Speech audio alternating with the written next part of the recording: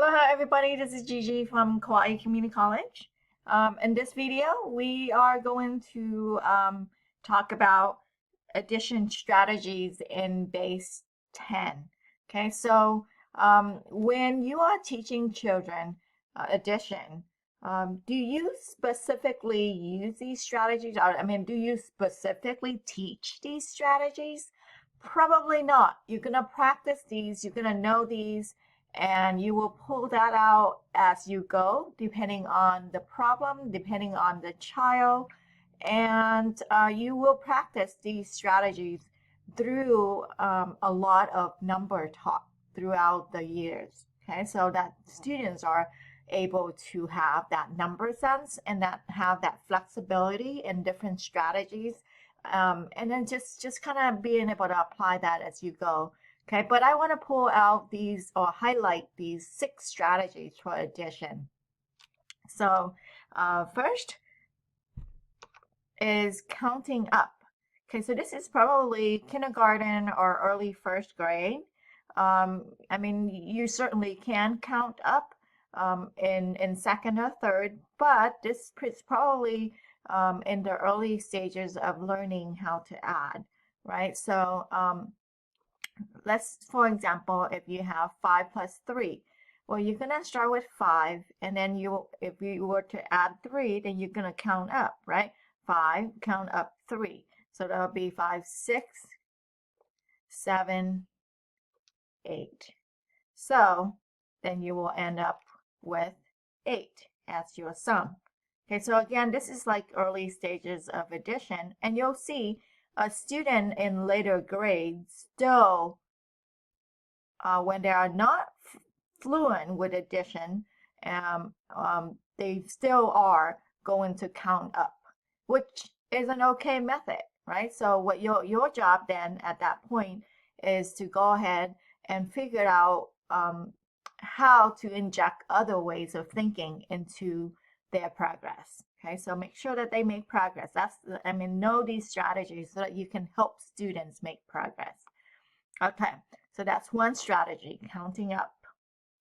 Now, the second strategy would be doubles and more. Doubles and more. So let's say you have 5 plus 6. Well, the background knowledge would be knowing your doubles, right? So this can be seen as 6 can be seen as 5 and 6. So the doubles and more is saying that 5 plus 6 is the same as 5 plus 5 and 1 more. Okay, or if you had, say, 5 plus 8, well, this could be 5 plus 5 and 3 more. That is why I say doubles and more, right? So 5 plus 5 is 10, plus 3 more, that would be 13. And so back to this problem, you will see that 5 plus 5, which is a pair that students normally know, and then 1 more that will make 11. Okay, so doubles and more. And then here is what we call compensation. Suppose you have 37 plus 48. Okay, what does it mean to compensate? To give and take, right? That's another word for this. So 48, I wish I had 50 because it's a lot easier to add 50. So I will take 2 away from 37 and give the 2 to the 48 to make 50. So another another name for this is give and take. And throughout the years, you'll see different strategies being called different names, but that's okay as long as you understand the logic behind it and whether it always works, then you can go ahead and implement that, right? So it's easier to add 50 to 35, which will give you 85. Okay, so this is compensation, or what we call give and take. Now, open number line method is used most of the time for, like, say, bigger numbers, but it doesn't have to be. So suppose that you are starting with the number 200. So I'm going to grab the bigger one so I don't have to jump so many, right? So open number line, or sometimes I will call this the jumping method. You're just jumping along the number line. So I'm going to grab 248, and what I had just done is what? Any order property, right? 137 plus 248 is the same as 248 plus 137. So we know in addition that the any order property applies. Okay, so I'm going to jump. How many steps do I have to jump? 137. So I'm going to go ahead and jump 100 first. And this is emphasizing, again, place value, right? So if I'm just going to jump 100 up, then I'm going to end up right here at 348. And I'm going to move forward 30 units. And if I was going to move forward 30 units, the 40 in 348 is now going to be 378. Now 378, I wished I really could make that nice. So I'm going to go ahead and jump 2 ahead. That will give me 380, and then I'm going to jump 5 more to make the 7 there. And that will give me 385. So again, the open number line is sort of, free space for you to think, for you to jump, and you don't necessarily have to jump as many steps as I did, but it's up to you, right? Now here, one could really jump 248, jump 2 units to get to 250, right? And then they can just go, oh, well, now I'm gonna want to do 100, and if I was gonna do 100, oh, then this should be at 350, and so on. So it just depends on that brain, how that brain works, right? So don't force it. Your job as a teacher is to be flexible. Okay, that's the open number line. And then another method is splitting. What does that mean? Splitting the place value. So 100 plus 200 is 300. 30 plus 40 is 70. And then 8 plus 7 is 15. And then you're going to go ahead and add straight down, and you are going to get 385, right? So that's splitting.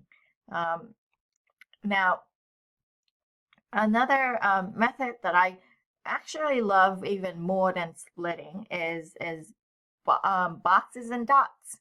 And this represents the bond and move game that we actually play at in the early stages of counting.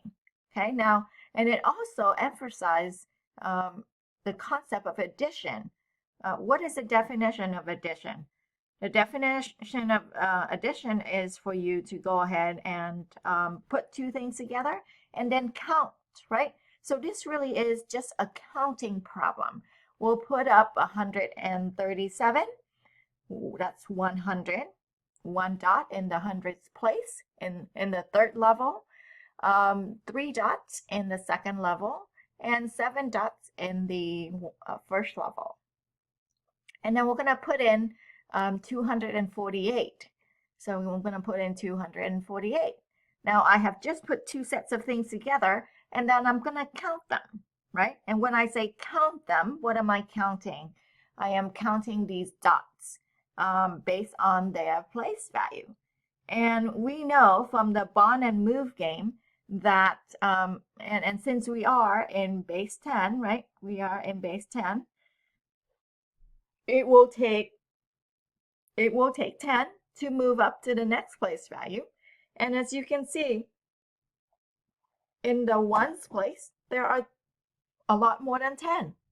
So what we are going to do is we're going to say, hey, 10 of you are going to bond and then move to the next place value. So now these are not there anymore. And so we will have what's left.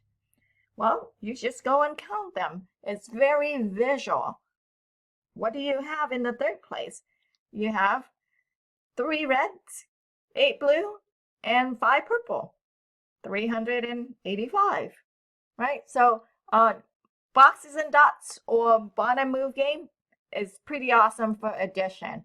And it's so visual and it's so like tactile when, when students need to touch things to learn.